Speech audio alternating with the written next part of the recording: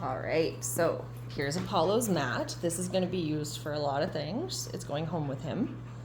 Here's Apollo, confused over what I'm trying to ask of him with his leash on because he keeps trying to counter surf. So we're going to work on that too because I have a good pile of cheese and dog treats ready. So we're going to start with place training, which I'm going to use to move into crate and also to start normalizing self-control and or new environments, right? Like he's quick to get pretty overexcited out in the world, so I want to use place. We could look at Apollo instead of just random space. I want to use place to start seemingly weird, but working on recall, working on focus and settling in spaces that are new, being able to refocus. Here's Josie. She knows how to be in a crate, but she's like, but what about me? I'm number one. So I'm just going to give her some drive-by cheeses. And then she can have some drive-by cheeses. So I've got everyone put away. We work with each dog individually to get the skills down. This is week 3. This is week 2, but the other ones stayed with me for a week previous. So we're going to do maybe one dog every 2 weeks for intake so that, like, by the time the next dog comes in, Apollo will be settled and happy in a crate. We can work on that and build up. So we're gonna. I'm quite into. I've gotten really into over the past couple weeks. Spent a lot of time thinking about. We chatter at our dogs way too much, and they ignore us. They hear their names too much. Dogs with kids completely tune out their names. Like, their name no longer becomes a recall cue. I see a lot of people will tell them to sit repeatedly, to lie down repeatedly. So I'm lucky because most of my clients are also ADHD, so it's easy to explain this, but like, think about when you're in the grocery store and there's enough going on and then someone starts talking to you and suddenly everything shuts down. So this session, I'm going to be fairly quiet. Oh look, there's a kitty that he wants to pounce on. I've got this leash here, and I'm letting the leash drag today because he keeps going after the cat, which it's fine, it's not like he's gonna hurt the cat, but the cat kinda hates it, and we just don't need to rehearse that. So I'm going to start, just step on his leash, and he got this. We've done this a little bit. So I'm not gonna use the cue. Other than I'm going to say, okay. I'm not going to start introducing this cue until he is quick with it.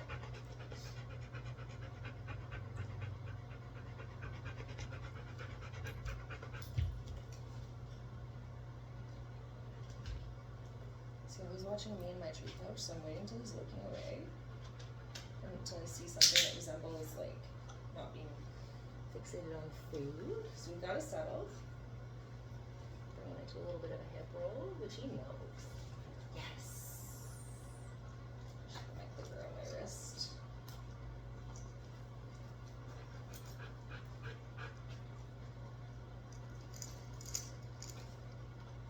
Okay.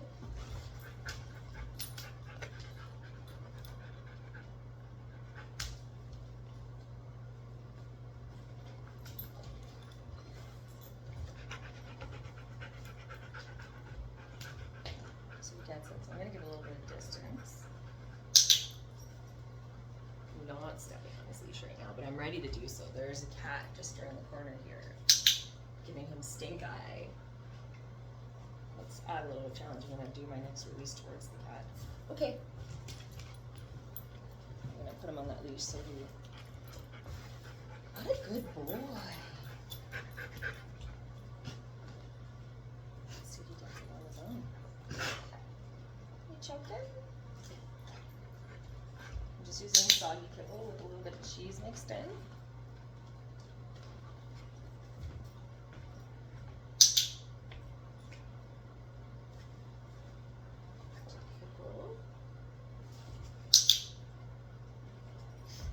Hip roll gives us a nice, good relax. Next week we're gonna introduce door knocking.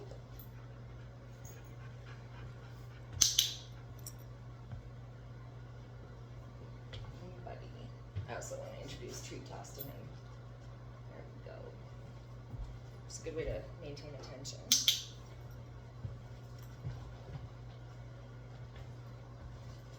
Okay. Good. So tossed him in the crate earlier to get breakfast and Josie. He hated it. So my next release, I'm going to move his mat away. He's volunteering. I'm not taking it away from him. Okay.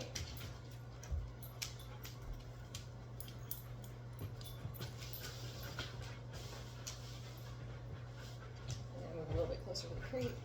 Bud.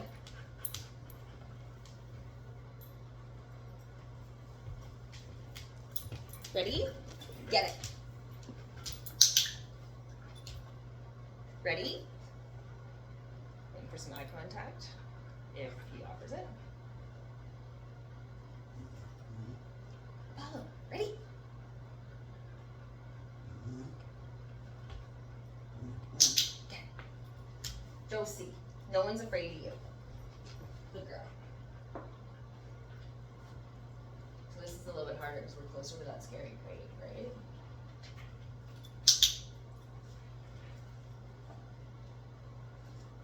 Okay.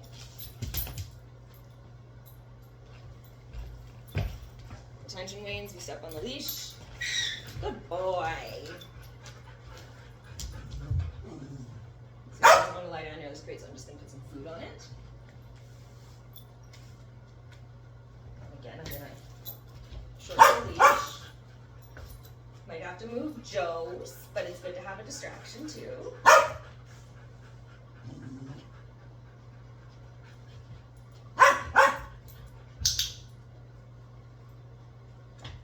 As on the mat as I'd like to be. Okay. So since he's nervous about the mat, we're going back to lots of releases. What? He's nervous about the crate, not the mat.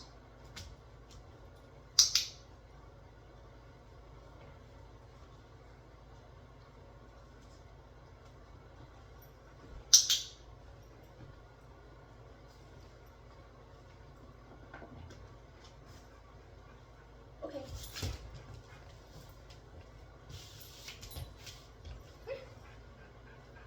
Look, there I am using words that I said that we need to stop using. It's a very hard habit to break.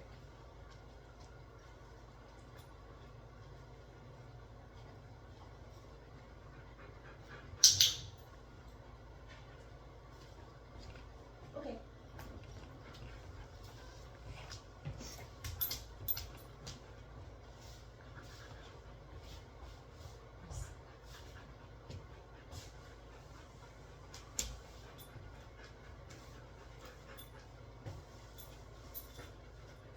It's just a little bit of positive pressure, not causing him any pain or discomfort, just also removing the ability to go elsewhere.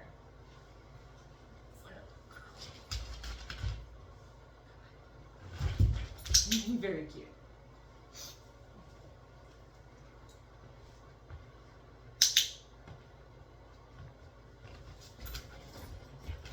So he self-released when I got out of sight. That lets me know two things. I'm going too far. I'm just going to move backwards for now. And like, oh, there goes another cat we haven't met yet. So I clicked while he was lying down. He got up. I'm not going to pine for his attention. I'm just going to ignore it.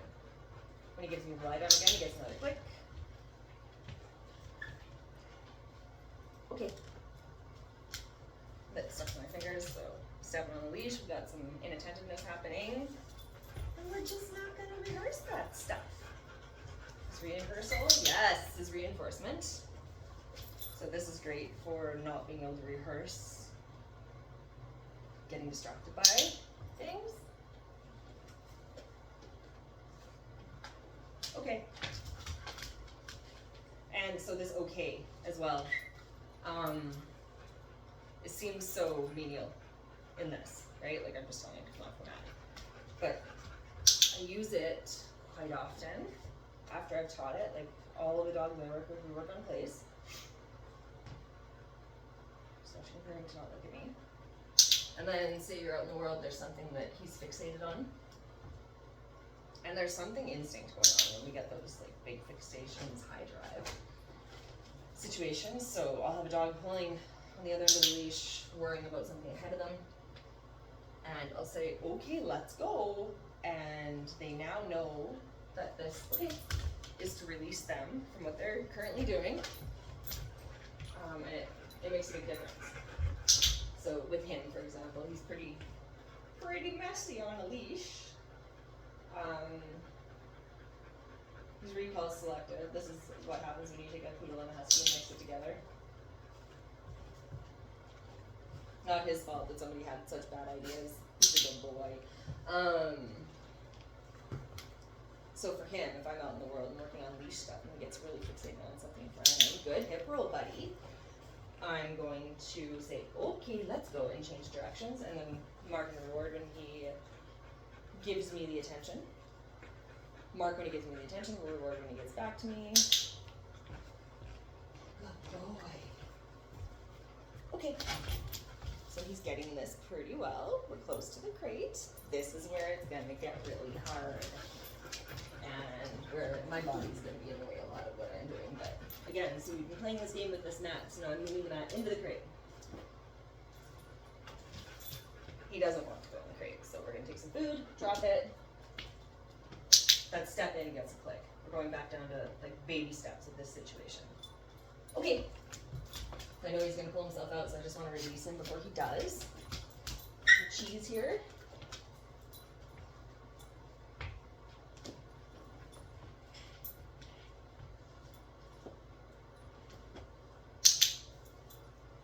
Okay. He gets it. He thought about, should I walk out or wait? Ready? I'm just gonna use my body now and make those back legs go in. Gets a click. Oh, we can't see anything. There we go. Moving away, ready to block him. Not giving him any information.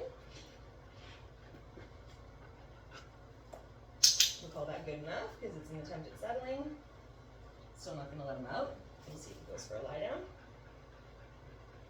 If he struggles with this, I am going to lure him, but I'm not going to instruct. Still got the leash on, so I can also get that little bit of back of the neck pressure. Got it. Okay.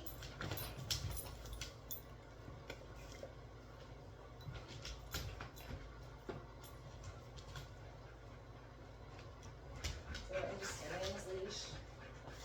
There's food in there. I gotta work on the tree toss because he doesn't pay attention to where the trees go. So I click, I feed, I wait. Hands out of the treat pouch, no food in my hand. Don't want him fixated on the next bit of food.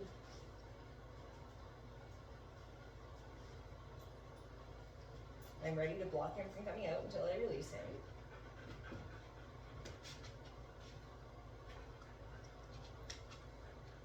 Because like the last time I saw it and he clicked, what do I need to do? Can't see it. Your family can't see you when they watch this video, so they're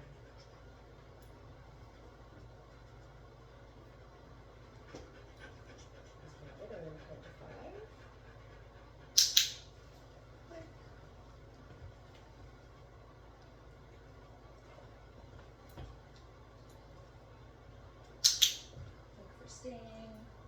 Okay. Good boy. I'm gonna be with my gross fingers. They're so gross. So again, we gotta get back in. Have some food. Lots of food. You heard that click, you know, food delivery's coming, so I'm just gonna wait till he turns around and feed him again. Got lots of golden stuff for this to start.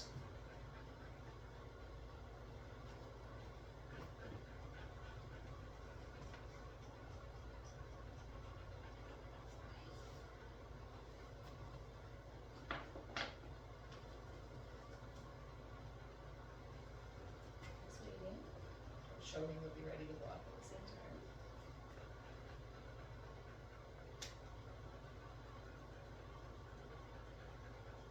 But he's panting. This is pretty stressful for him.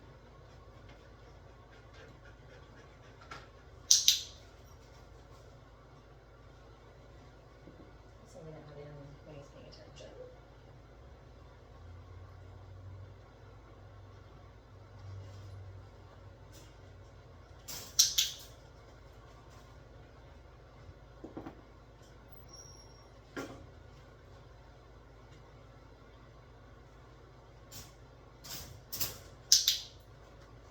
The second that latch goes, he gets a little bit more stressed out.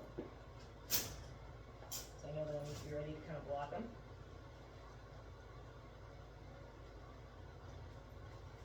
That was enough, okay? Oh, let's see if he volunteers like that. No, we're going for ADHD styles. Here's our good. I'm just gonna give him a chance to offer it.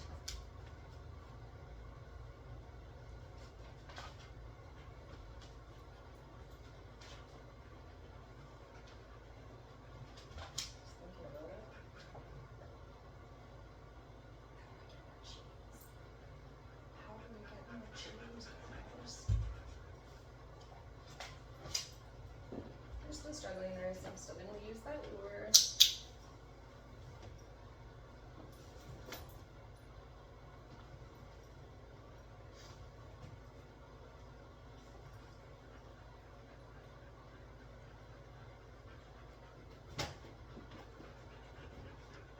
That's a good boy. So let's use praise to let him know he's on the right track.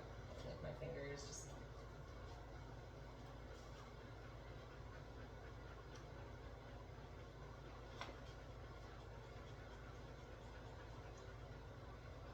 I'm still not cueing.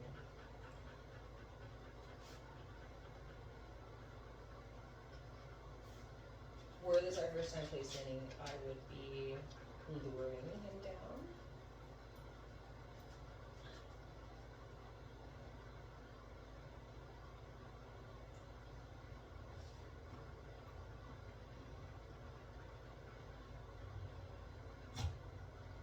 Joe's, chill, good. So he's struggling right now, so I am going to use a lure, but I'm not going to cue, verbally cue.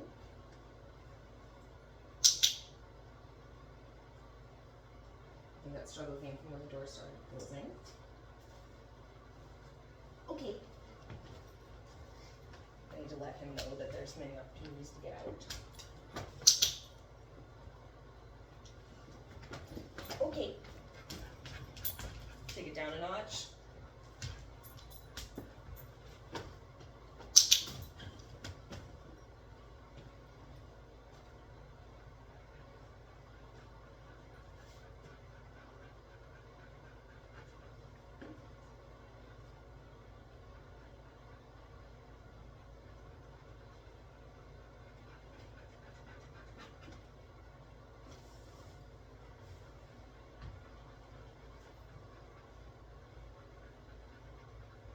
Give him a chance to volunteer. I'm going to build some distance without closing the door.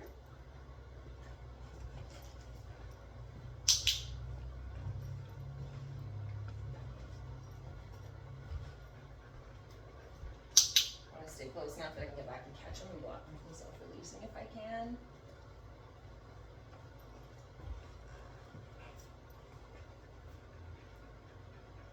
Watch for something sudden. Yeah.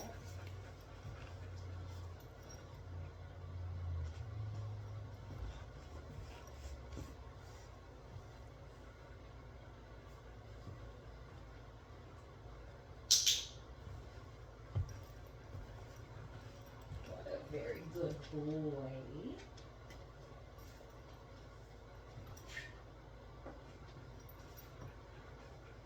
Okay.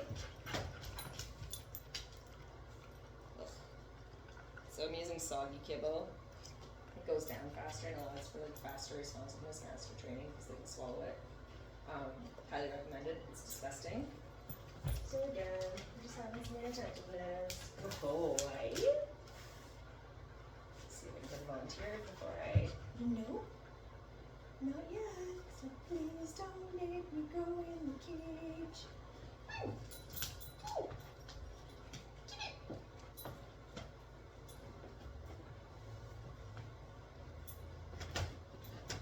I'm going to save my click now for that lie down.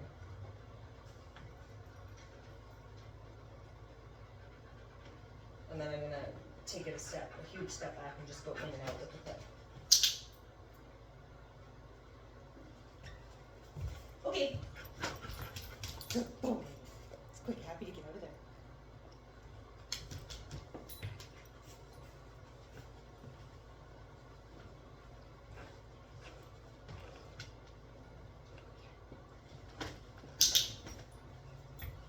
Okay. So you want to make a game of this. This is a fun place. This is a highly rewarding, exciting, interesting place, right? Never a place for punishment. Shouldn't be confining a dog that's not, okay, really comfortable and happy to be in the crate. It's stressful. I'm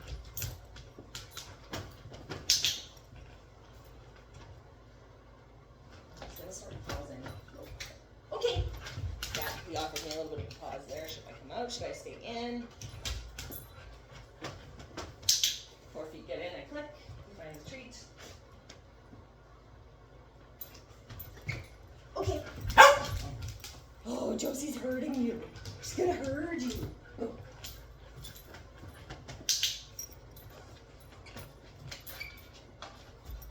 Little Bluxies. Okay. Just so he's releasing on that okay. Not gonna click this one, I didn't throw the treat well enough. Oh, but he went involuntarily. Oh yeah, good boy. Okay.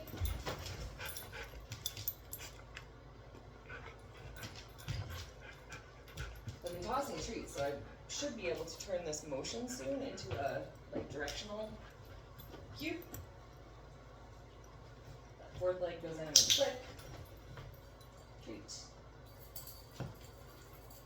Okay.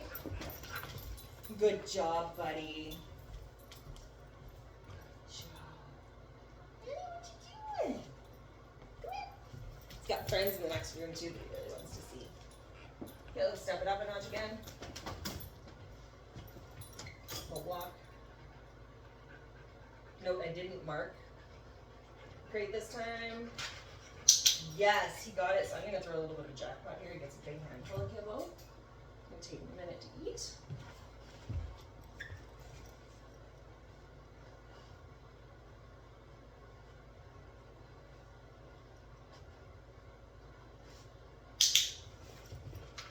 So he popped up. I wanted him to stay in the lie down, but I clicked while he was down, so I'm just going to bring him back down for the feed. There. So the click was in the right place. It doesn't, we don't want him popping up. The click was in the right place, so as long as I reposition him and feed him where I want him, it's going to make connections.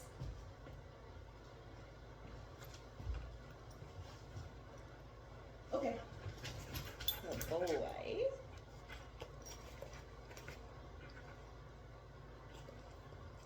So much slime. He offers me a lot. I'm just going to walk away. It's not what we want. That's not the plan here. Come on. Wipe our hands off.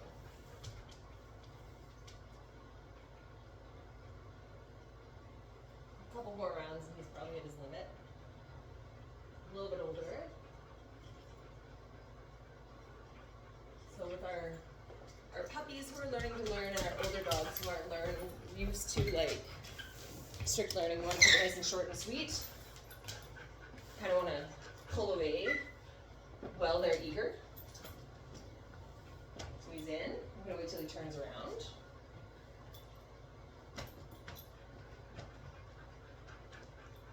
Almost can't see him probably.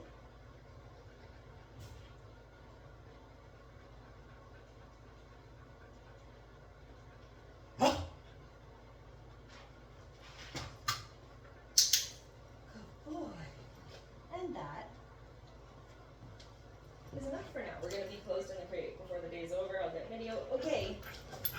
Good boy. But what do we do here? 26 minutes, more than enough. Sorry, 25.